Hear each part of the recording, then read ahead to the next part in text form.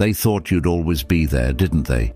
They got comfortable assuming your kindness, patience, and loyalty with things they could just expect forever. But here's the hard truth.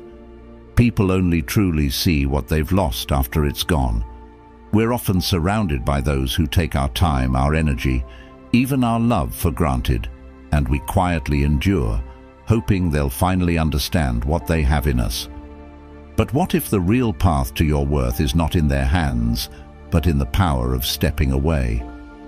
Today, we're diving deep into a life-changing perspective rooted in Stoicism, the profound strength of silence and distance. This is more than just a strategy for self-respect.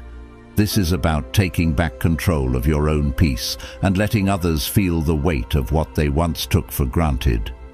Stoicism teaches us that we can't control others, only ourselves. By embracing this philosophy, we gain a freedom that words, arguments, or pleas can't offer. Think of it this way. When you decide to step back completely, something remarkable happens. They begin to notice the emptiness, the missing presence that was always there to lift them up or make things easier. Your silence becomes a force stronger than words, one that speaks volumes and changes the dynamic completely. This isn't about playing games. It's about recognizing that sometimes the most powerful way to make someone value you is to let them experience life without you. So if you're ready to understand why this act of stepping back works so profoundly, if you're ready to reclaim your energy and make them realize just what they lost, stick around. We're going to uncover the 9 powerful shifts they feel when you simply disappear. And trust me, by the end of this, you'll see that valuing yourself, embracing your own worth, and stepping back isn't just empowering, it's essential. Let's get into it. This is the first sharp pang they experience when you decide to step back. It's that immediate jolt, the kind of shock that hits when the predictable becomes suddenly unpredictable. When you've always been the anchor, the dependable one, their abrupt realization that you're not there anymore sends a wave of discomfort that's hard to ignore. But why does this matter? Because it's the first sign that they've started to recognize your value, only through the lens of your absence. Stoicism teaches us the importance of self-sufficiency, the idea that our own worth and peace should never hinge on others' perceptions or actions. When you choose to disappear, even if it's temporary, it serves as a crucial reminder of this lesson. You're not just stepping back, you're setting boundaries. You're showing that you respect yourself enough not to be taken for granted. The silence you leave behind is not a void you've created out of spite. It's a space for reflection, both for you and for them. This rejection they feel is powerful because it breaks the usual narrative. They are forced to confront the possibility that they might have lost something invaluable. It shakes their normalcy, disrupts their expectations, and leaves them with a sense of loss that they didn't anticipate. This isn't just about missing the convenience of your presence.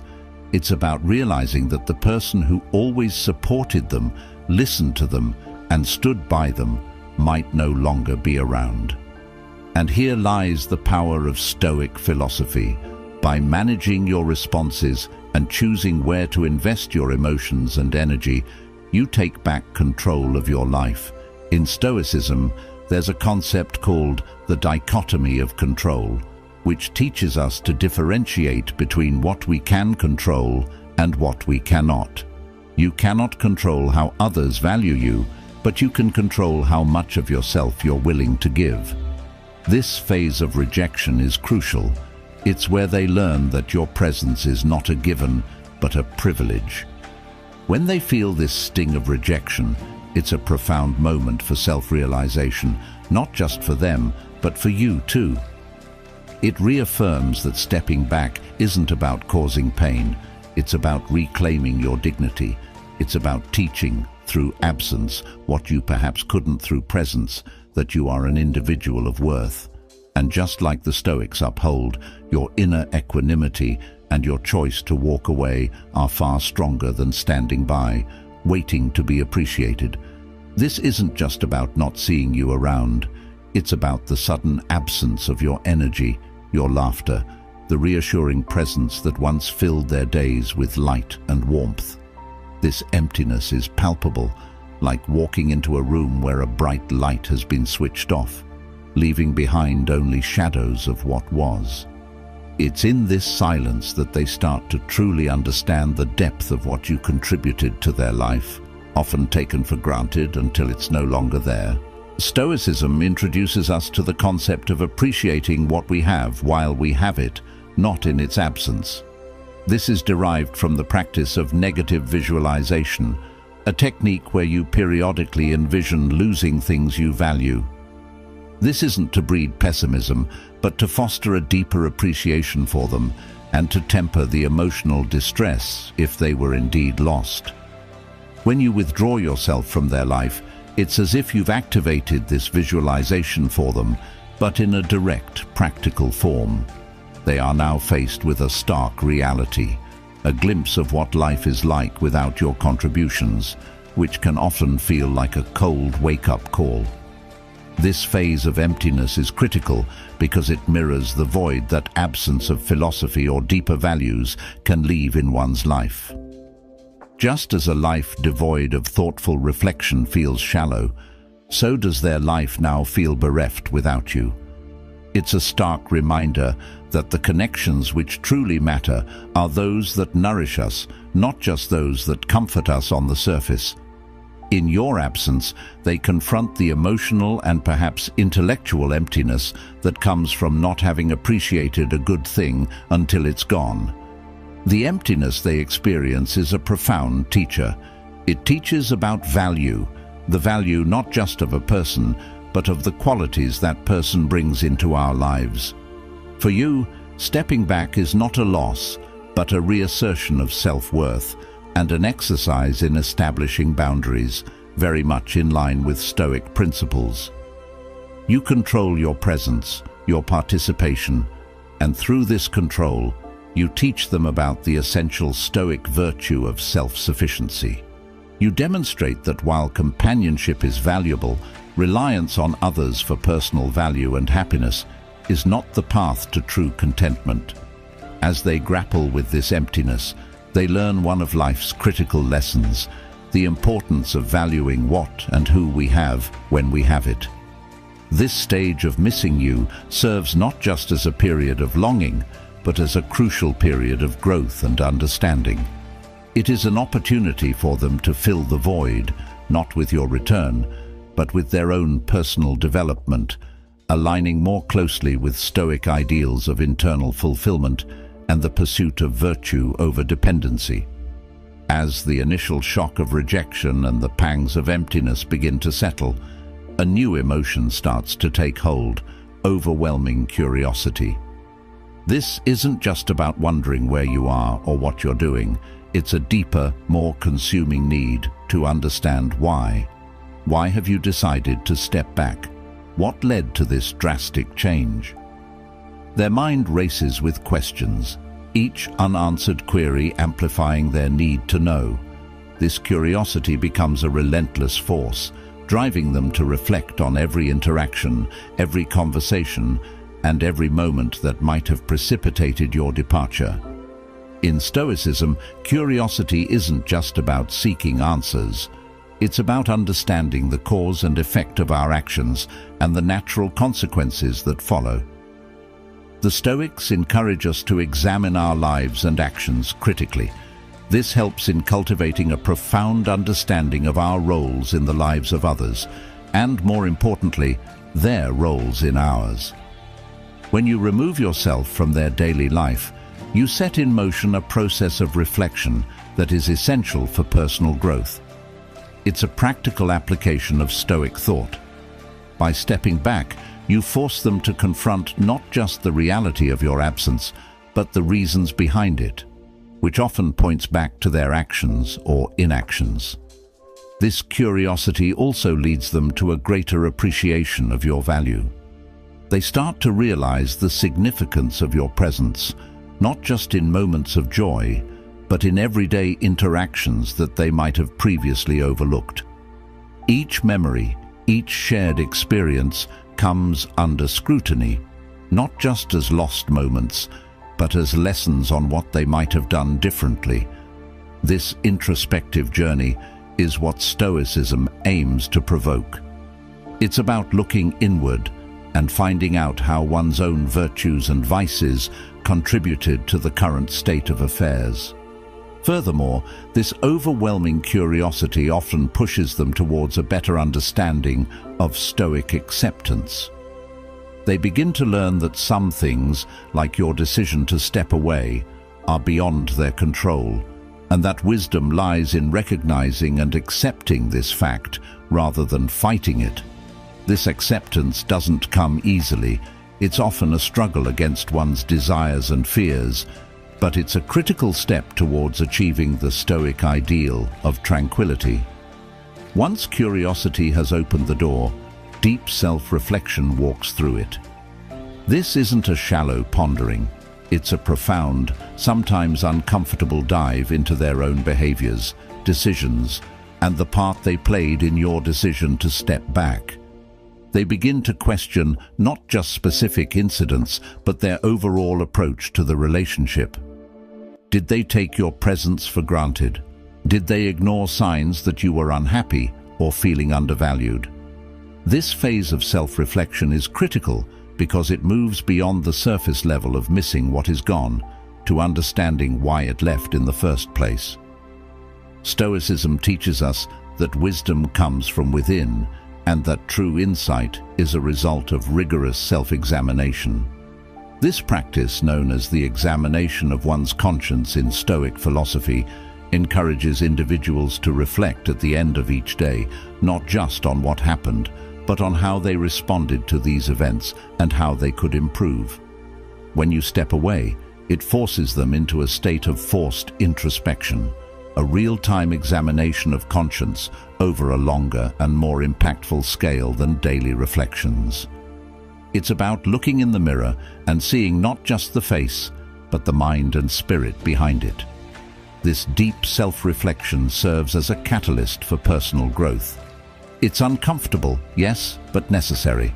As they sift through their memories and actions, they are likely to encounter regrets and missteps. However, the goal of this reflection isn't to dwell on these negatives, but to learn from them. Stoicism doesn't just teach acceptance of what we cannot change, it encourages proactive change of what we can control.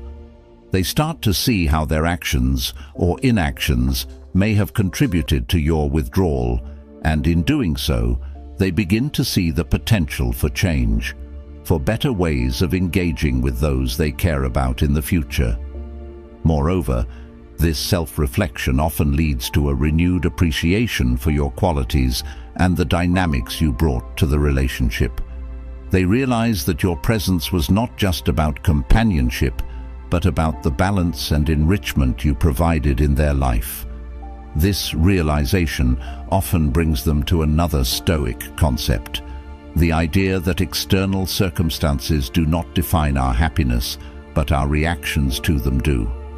They learn that their happiness or misery in relationships often stems from their reactions and behaviors, and this insight is a powerful step towards emotional independence and maturity.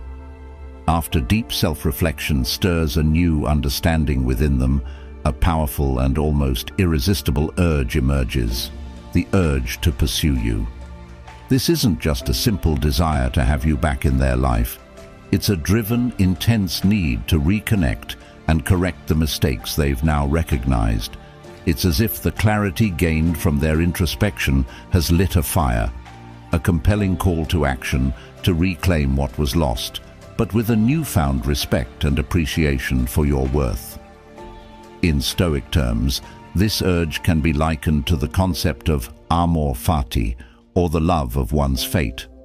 While initially, it may seem counterintuitive to link pursuing someone to accepting one's fate, it's about embracing the entire spectrum of experiences, both the loss and the effort to regain, all as parts of a larger, necessary journey in their personal growth. They come to understand that each step, including the pain of losing you and the drive to win you back, is essential in their development as a more thoughtful, committed individual. This phase of pursuit is crucial because it transforms their earlier passivity or neglect into active engagement. They are no longer taking the back seat in their relationships, expecting things to remain constant without effort. Instead, they're propelled into action, eager to show they can change and are willing to work for the relationship. This isn't about reclaiming a comfort zone, it's about stepping out of it, demonstrating through their actions what they've learned from their reflections. Moreover, this urge to pursue you is deeply infused with a newfound respect for your autonomy and qualities. They realize that any attempt to reconnect must honor your independence and the personal boundaries you've set by stepping away. This realization aligns with the Stoic emphasis on respecting the natural order and recognizing what is within our control and what is not. They understand now that they cannot control your decision to return, but they can control their approach, making it one of humility, sincerity, and commitment. The dynamic here shifts from one of taking to giving, from expecting to appreciating. As they reach out to you, their actions are infused with the lessons learned from Stoic teachings. The importance of virtuous living, of being proactive in one's duties, and of cherishing the human connections we have, not out of neediness, but out of mutual respect and love. This pursuit is therefore not merely a reaction to emptiness or curiosity. It is a proactive, thoughtful decision that marks a significant growth in their character. This stage ultimately tests their commitment to their insights and whether their self-reflection will translate into lasting change. It's a period marked not only by the desire to regain what was lost, but also by the desire to improve themselves, which is perhaps the most profound pursuit of all. When you take the step back and leave a void in their lives, they initially might feel a brief moment of relief. This relief comes from the sudden drop in tension, the disappearance of daily expectations, and perhaps a perceived freedom from the responsibilities of maintaining the relationship. However, this fleeting sense of relief quickly gives way to a deeper, more enduring emotion: regret. This isn't the simple regret of a missed opportunity. It's the profound regret of realizing the true value of what was lost. And it underscores a battle within themselves between appreciating solitude and longing for the connection they took for granted.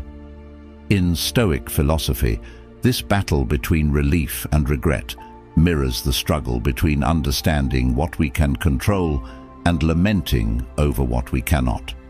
The initial relief might feel like a return to a state of independence, which is a value Stoics uphold. Yet, the Stoics also teach us the importance of community and relationships as grounds for practicing virtues like kindness, understanding, and patience. This creates a complex dynamic.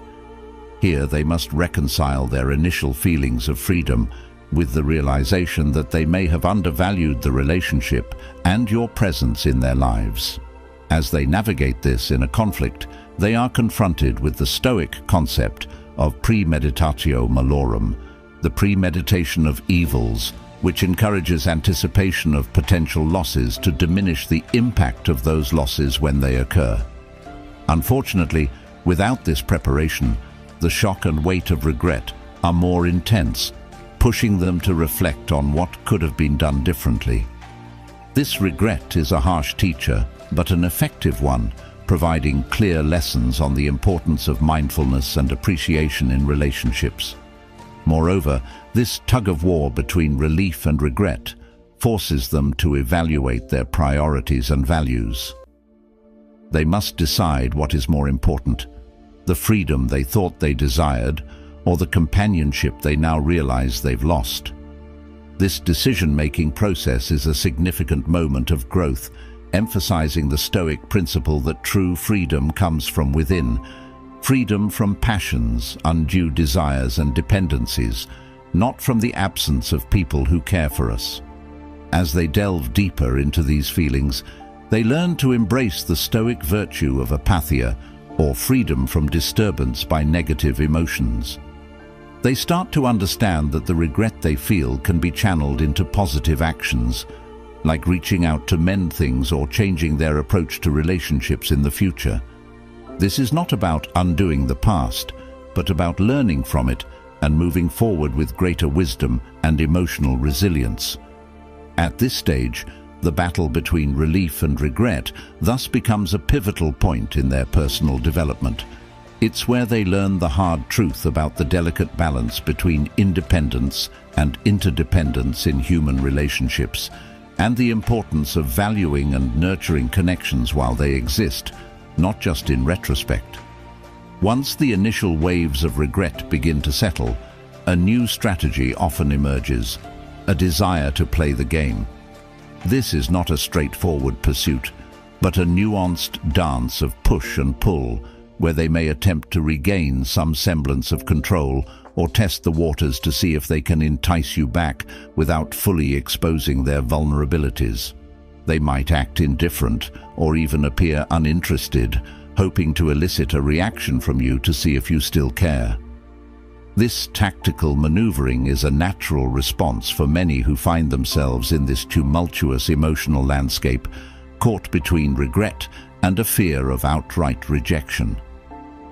From a Stoic perspective, this phase reflects a departure from the ideal of authenticity and virtue. Stoicism would caution against such games, as they stem from a place of deceit and manipulation, qualities that undermine true wisdom and virtue. The Stoics teach us the importance of directness and sincerity in our actions. They encourage living in accordance with nature, which in human terms translates to embracing honest and straightforward communication.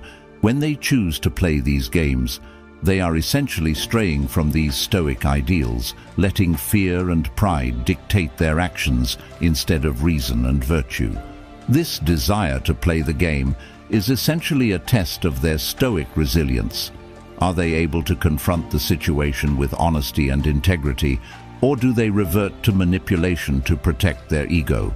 This is a critical moment of choice, where Stoic teachings could guide them toward more genuine interactions. Stoicism would advise them to consider the virtuous path, engaging in actions that reflect their true intentions and feelings, without resorting to games that may complicate the situation further. Moreover, this phase is an opportunity for them to practice the Stoic principle of focusing on what is within their control, how they choose to act and react, rather than attempting to control your responses or feelings which are outside their power. The games we play are often attempts to avoid dealing directly with our fears and insecurities. By choosing a straightforward approach, they would not only align more closely with Stoic virtues, but might also find greater peace and clarity in the situation. After the interplay of tactics and emotional maneuvering comes the crushing weight of silence. This silence isn't just an absence of sound, it's a profound void where your presence used to be, a stark reminder of the depth of the connection now missing. As they experience this silence, it becomes a heavy, palpable force, filling each day and each moment with a sense of loss and emptiness. This isn't the silence of peace, but a silence that screams, echoing through the spaces where laughter, conversation, and warmth once resided. From a Stoic viewpoint, this silence can be seen as an opportunity, a teacher of sorts. Stoicism teaches the importance of being comfortable with one's own thoughts, of facing the internal void without flinching. This practice is about finding tranquility, not by filling every silence with noise, but by embracing silence as a moment to reflect, to grow, and to understand oneself better. For them, the silence that follows your departure serves as a crucial test. Can they find contentment alone, or does the absence drive them to distraction? This period of silence forces a confrontation with their inner self that many may avoid under normal circumstances. It asks them if they can be truly self-sufficient. Self-sufficiency isn't about being isolated or emotionally disconnected, but about finding a state of contentment that doesn't depend on external validations or presence. It challenges them to derive their worth not from the company they keep, but from the virtues they practice and the life they lead according to Stoic principles. Moreover, the crushing weight of this silence highlights another Stoic concept, the idea that we should not fear loss or absence, but rather see it as part of the natural urban flow of life. Everything is transient, and our attachments, while natural, should not control us or our emotions to the point of despair. This phase of silence is their moment to apply this teaching, to use the absence, not as a source of pain, but as a space for cultivating personal resilience and emotional independence in navigating through the silence. They have the opportunity to redefine their understanding of relationships and attachment. Stoicism doesn't advocate for the absence of relationships, but suggests that we should enjoy them without becoming dependent on them, that we should love without clinging and engage without becoming entangled in the threads of expectation and demand. The silence thus becomes a canvas on which they can paint a new picture of who they are and how they relate to others, guided by the Stoic ideals of wisdom, courage, justice, and moderation. As the echo of silence grows louder, a pivotal emotion begins to surface, one that fundamentally shifts their perspective and actions: fear. This isn't just any fear, it's the deep-seated fear that they may have lost you for good. This realization dawns on them, not gradually, but in sudden, stark awareness, filling them with anxiety and an urgent need to mend what might be irretrievably broken. They fear not just the permanence of your absence, but also the possibility that you have moved on to a life that perhaps is happier and more fulfilling without them. This fear is profound because it confronts them with their vulnerability and the real possibility of loss, driving them to act, to reach out, to try to bridge the gap that silence has only widened. In the context of Stoicism, this fear represents a departure from the ideal of rational control over one's emotions and desires. Stoicism teaches us to face our fears with a sense of detachment, understanding that most of what we fear is outside our control, including the actions and feelings of others. However, in this intense moment of fear, they experience the very human side of attachments, highlighting a crucial area for Stoic practice: the confrontation with and management of fear itself. Stoic philosophy would guide them to use this fear, not as a spur to desperate actions, but as a moment for deep reflection on their dependencies and attachments. It encourages an examination of whether their fear is based on true loss of something good, or the bruising of ego, or perhaps a realization of their past complacency in the relationship.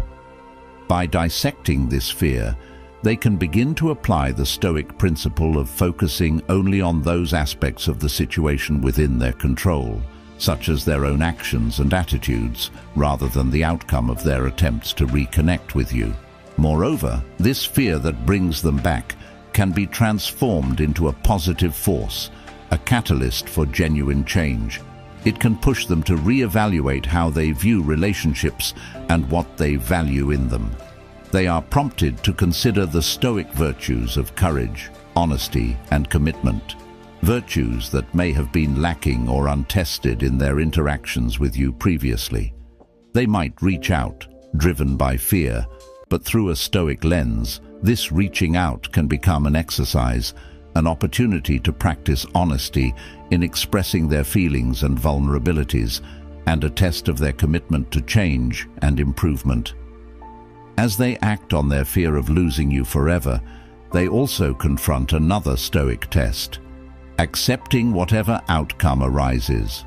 They learn to prepare themselves for any response from you, understanding that they cannot control it and must accept it with equanimity. This is the essence of Stoic acceptance, embracing whatever life presents after doing one's best in accordance with virtue. Thank you for joining me today on this deep dive into the complexities of stepping back and the powerful emotional journey it can ignite. Remember, in the silence of absence, the lessons are loud and the growth is profound. If you're curious about further exploring the Stoic path to handling relationships and emotions, check out the video popping up on your screen now. We delve even deeper into how Stoicism can transform not just your personal connections, but your entire approach to life's challenges.